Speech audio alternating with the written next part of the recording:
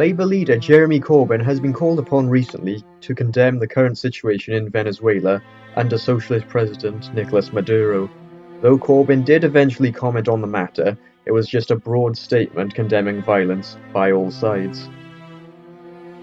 The pressure on Corbyn stems from comments he made previously about Maduro's predecessor, Hugo Chavez.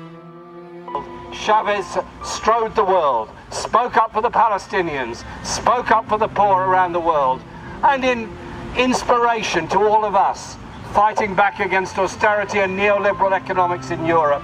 The situation in Venezuela today, as a consequence of Chavez and Maduro's policies, sees the country suffering from hyperinflation and a food crisis, resulting in riots and desperate cases of people having to eat their pets, and even a Caracas zoo being raided for food.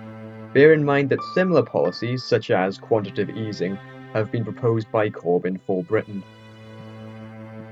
Maduro has responded to his crumbling state with the arrests of political opponents and cases of police brutality that subvert democracy and human rights.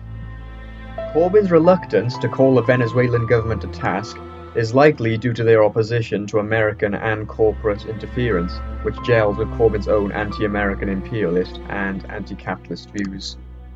It's a big character on a world stage, speaking with their voice for them, not for the multinationals, the neocons and the warmongers in the north. So let's remember Chavez for all that he achieved and stand today with the people of Venezuela, who've themselves seen their way out of poverty. But Corbyn's controversial foreign policy views stretch beyond Venezuela. Questions have been raised over the Labour leader's position on the Falkland Islands, particularly from when he was a Labour councillor for Haringey at the time of the 1982 conflict between Britain and Argentina, referring to it as a waste of money and lives and a Tory plot. In recent years, Corbyn has supported a negotiated settlement and is open to a form of power sharing between Britain and Argentina over the islands. Corbyn's past and recent comments are troubling, and this is putting aside how insulting they are to those who served in the conflict. The occupation of the Falklands by the Argentine junta was an invasion of British soil, with British citizens put under hostile rule. To question the notion of any military response is absurd and worrying for future British conflicts. And the latter notion of a settlement is especially worrying, given that 99% of the island's population, i.e. everyone bar from 3 voters, wish for the Falklands to remain in British sovereignty. Thus, any backroom deals with the Argentines would be a great betrayal of the wishes of British citizens by man of the people Corbyn. Another chapter of Corbyn's past that has often come back to haunt him is that of the 1998-1999 Kosovo conflict.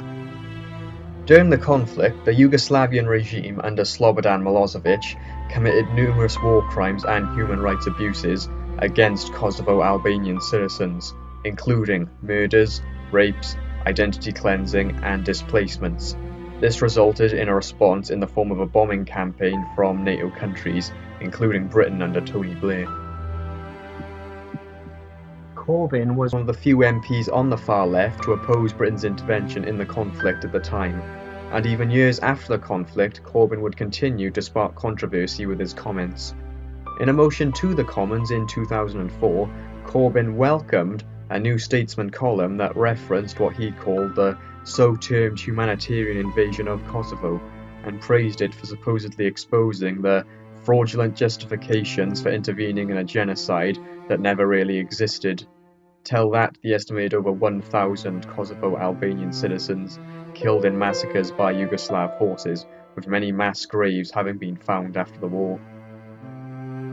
So what is the common thread behind the self-described pacifist Corbyn's sympathy for despots and aggressors?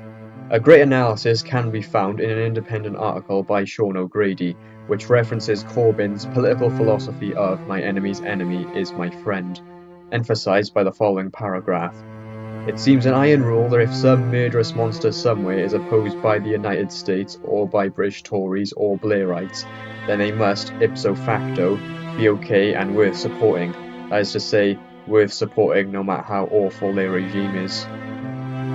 One would wonder what cost would the extreme compromises of Corbyn's anti-capitalist, anti-imperialist sympathies have for Britain's foreign policy and national security, should he eventually hold the ultimate seat of power.